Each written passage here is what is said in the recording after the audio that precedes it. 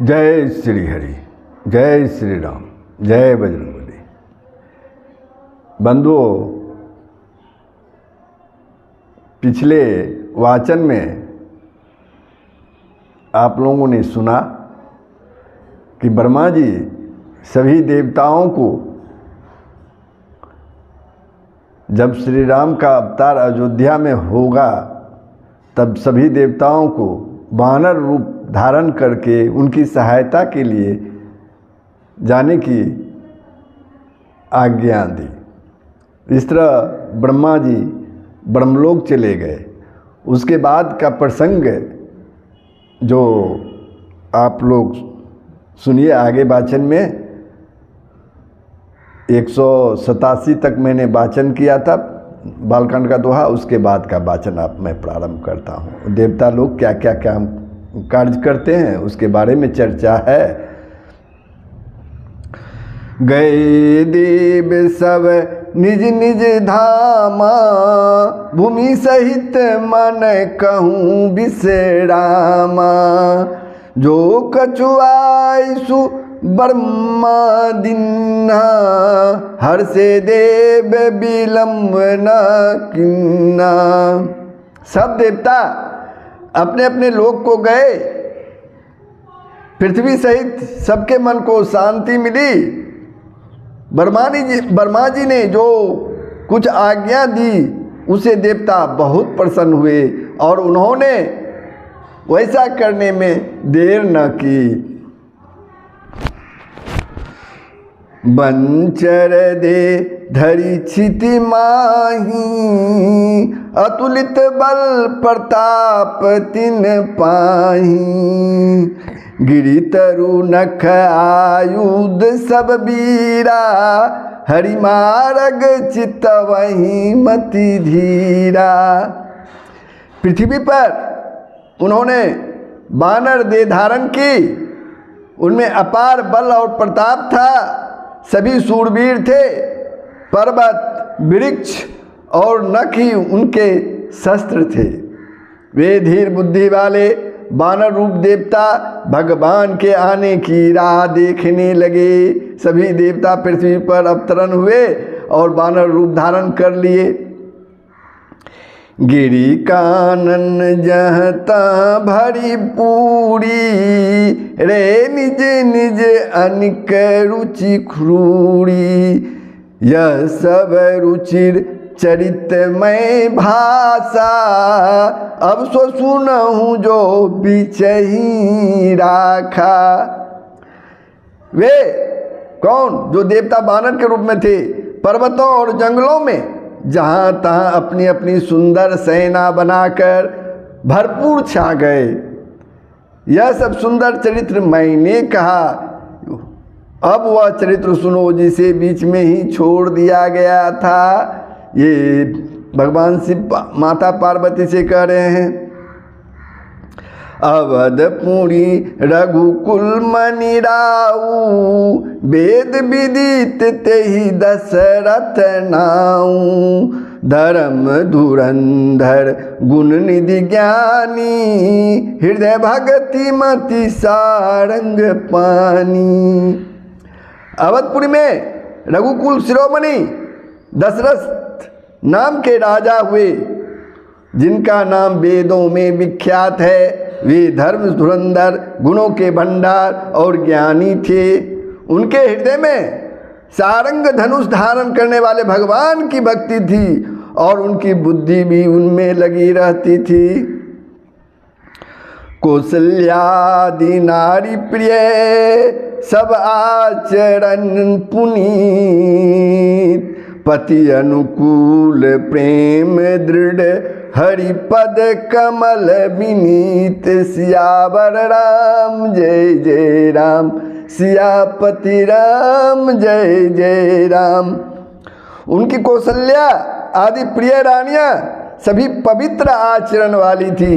वे बड़ी विनीत और पति के अनुकूल चलने वाली थी और श्री हरि के चरण कमलों में उनका दृढ़ प्रेम था।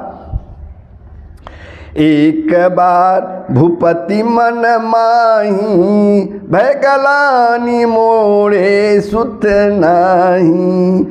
गुरुगृह गयु तुरत महिपाला, चरण लागी करी विनय विशाला। एक बार राजा दशरथ के मन में बड़ी गलानी हुई कि मेरे पुत्र नहीं है। राजा तुरंत ही गुरु के घर गए और चरणों में प्रणाम कर बहुत ही विनय की। निज दुख सुख सब गुरु सुनाऊं, निज दुख सुख सब गुण ही सुनाऊं। कही वशिष्ठ बहु विधि समझाऊं, धरऊ धीर होइए सुत चारी। त्रिभुवन विदित भगत भयहारी। राजा ने अपना सारा सुख दुख गुरु को सुनाया। गुरु वशिष्ठ ने उन्हें बहुत प्रकार से समझाया और कहा, क्या कहा ध्यान से सुनिए।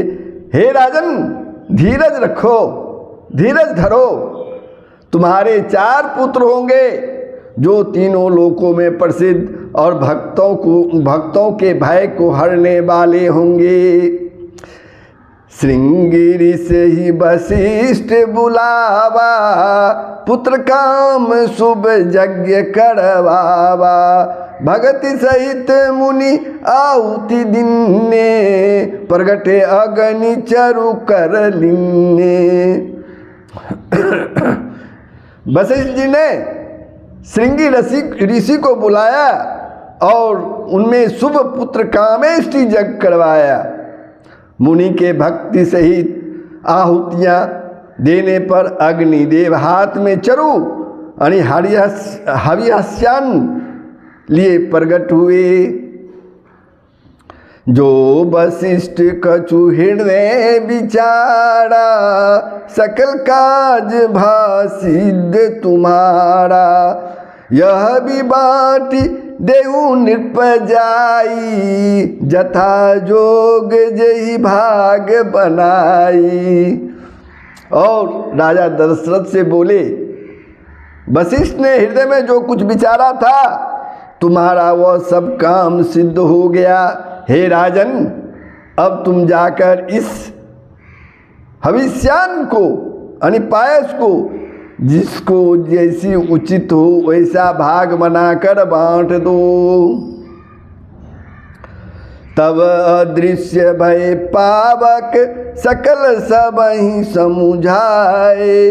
परमानंद मगन नृप हरस न हृदय समाय। सियावर राम जय जय राम, सियापति राम जय जय राम। तदंतर अग्निदेव सारी सभा को समझाकर अंतर ध्यान हो गए। राजा परमानंद में मग्न हो गए।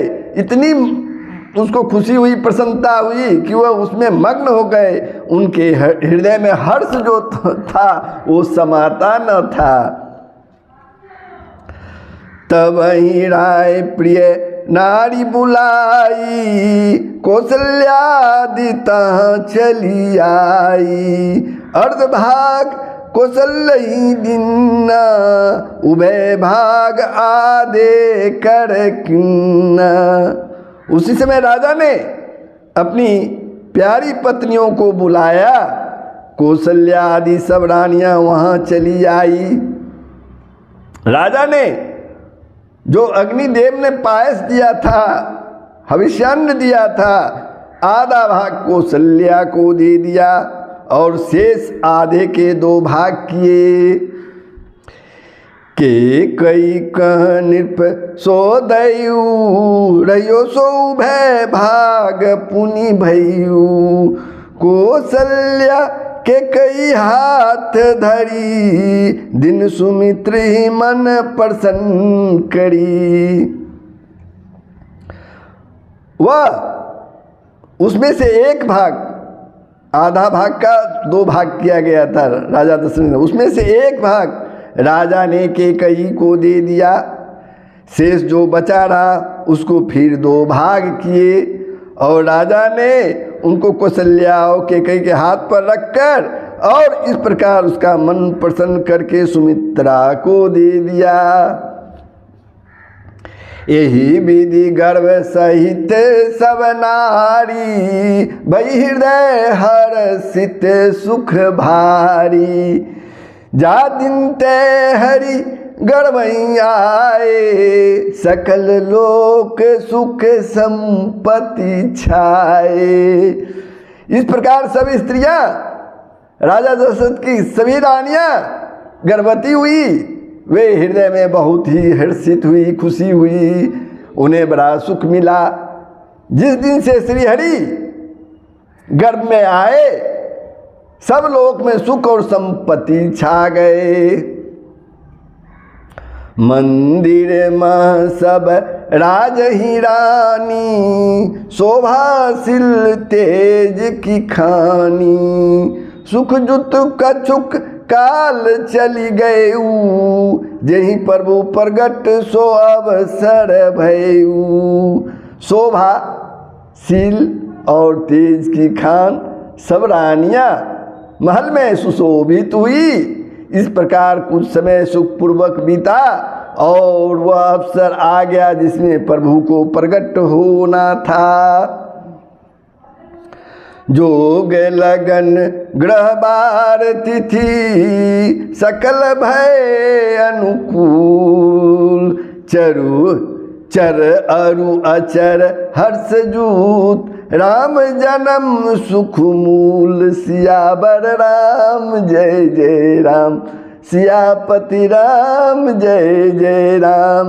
जो लग्न ग्रह बार और विधि सभी अनुकूल हो गए, जड़ और चेतन सब हर्ष भर गए।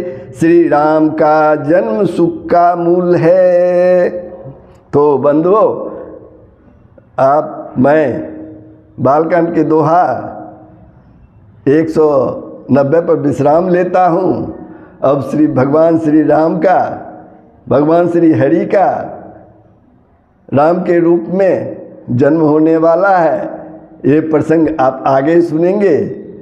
तो बंधुओं, इसका श्रवण करें, औरों को भी श्रवण करने के लिए प्रेरित करें। इसके लिए वीडियो शेयर कर दें। साथ ही अगर मेरे चैनल दिनेश के वीडियो 49 को आपने सब्सक्राइब नहीं किया है तो कृपया सब्सक्राइब कर दें। धन्यवाद। जय श्री राम, जय बजरंगबली, जय श्री राम।